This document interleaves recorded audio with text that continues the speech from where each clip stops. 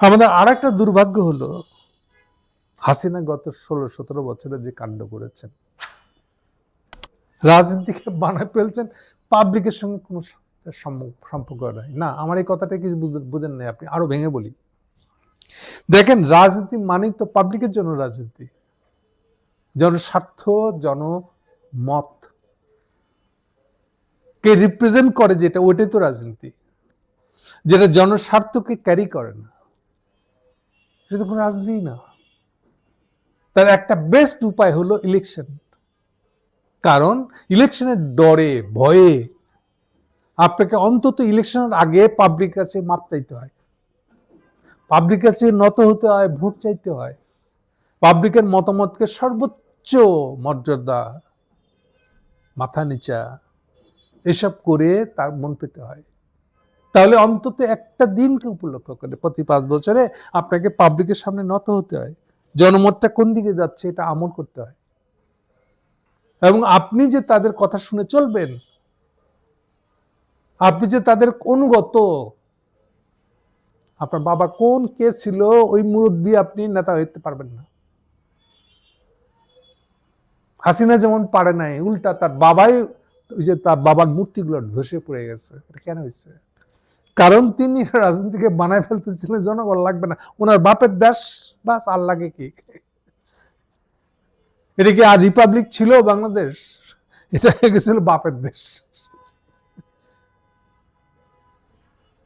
এই যে আবার জিনিসটা ফেরত আসছে বাংলাদেশে, যে আপনাকে ইলেকশনের সময় অন্তত পাবলিকের কাছে গিয়ে নত হতে হবে, সারেন্ডার করতে হবে, স্বীকার করে নিতে হবে যে আমি আপনার প্রতিনিধি, আপনার কথা শোনাটা আমার দায়িত্ব, কথা শোনা, রিয়েলাইজ করাটা আমার দায়িত্ব।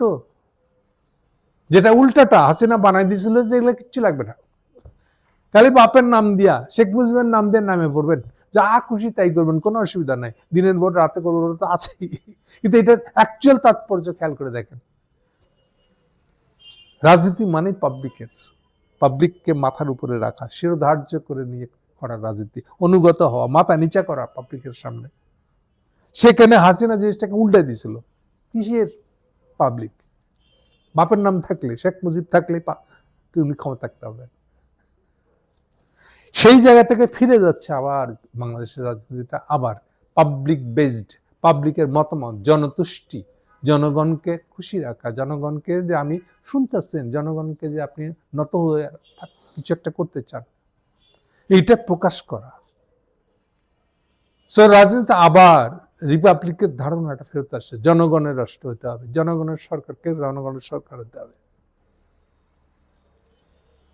তাহলে এইসব দিক যদি চিন্তা করি, তাহলে তারেক জিয়া কি এইসব কাণ্ডের জন্য নিজেকে ফিট, উপযুক্ত ভাবে প্লেস করছেন? এই জায়গাটা চিন্তা করার পরে আমার ভিতরে দ্বিধা শুরু হয়ে গেল।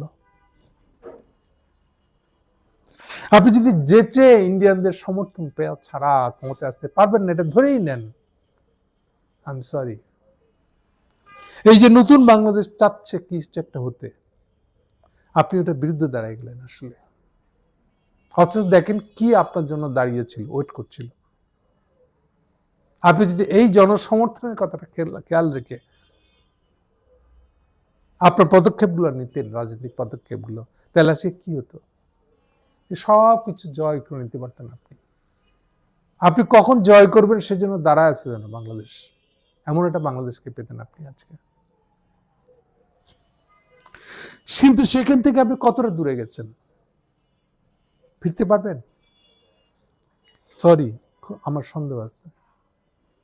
ফিরতে পারবেন কিনা এটা নিয়ে আমার ঘোরতর সন্দেহ আছে। অলরেডি যেসব কাণ্ড করে ফেলছেন আপনি দেখতেছেন। জয়শঙ্কর কেন ছুটে আসতেছে আপনি বুঝতেছেন না।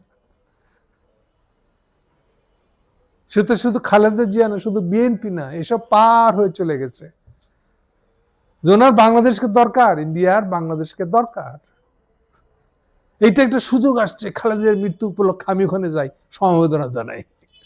দেখেন,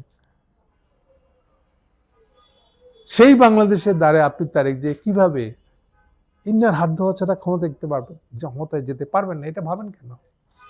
এই লাইনে ভাবতেছেন কেন? আপনি আন্ডারস্টিমেট করে ফেলছেন বাংলাদেশকে।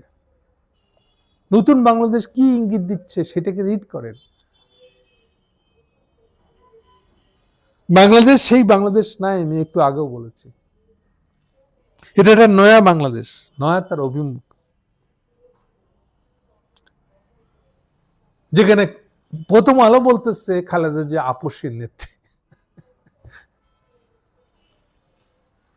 আমি জানি না আপনি কোন দিকে যাবেন ফাইনালি, যে পথ বেছে নিয়েছেন সেটার দিকেই দাওয়া দিবেন কিনা। কিন্তু আমার মনটা কাঁপতেছে যে যদি আপনি এগুলো বুঝতেন তাহলে কি কত সুন্দর হতো জিনিসটা। তাহলে আজকের দিনটা হতো আরো বেশি করে আপনার বিজয়ের দিন, বাংলাদেশের মানুষ আপনাকে আরো বেশি করে বরণ করে নিত। কিন্তু আপনি কি পারবেন নিজেকে ফিরে আনতে এই জায়গায়? বাংলাদেশের মানুষের চাহিদা প্লাস এই মুহূর্তে বাংলাদেশের যে নয়া অভিমুখ তৈরি হয়ে গেছে, সেই অভিমুখকে বাংলাদেশকে নিয়ে যাওয়ার ক্ষেত্রে একটা নেতা হতে চান। আপনার যেন জায়গা খালি আছে, পড়ে আছে, কিন্তু আপনি সেই জায়গায় নিজেকে খাড়া করতে পারবেন কিনা, এটাই আপনার জায়গা বলে আর নিজে বরণ করে নিতে পারবেন কিনা, নিজেকে যোগ্যভাবে ওখানে দাঁড় করাই দিতে পারবেন, এটা আমার সন্দেহ আছে, ভয় আছে। দেখেন বাকিটা আপনারা কি করবেন, সব আপনাদের উপরে এখন নির্ভর করতেছে। আপনি তারেক জিয়ার উপরে সবকিছু নির্ভর করতেছে। খেলায় হারালে, মাটিতে ফেলে দিলে হারাই যাবেন, কিন্তু কি করবে আমি এই মুহূর্তে বলতে পারবো না। আপনাকে হয়ে দেখাইতে হবে আপনি এটা বা ওরকম হতে চান।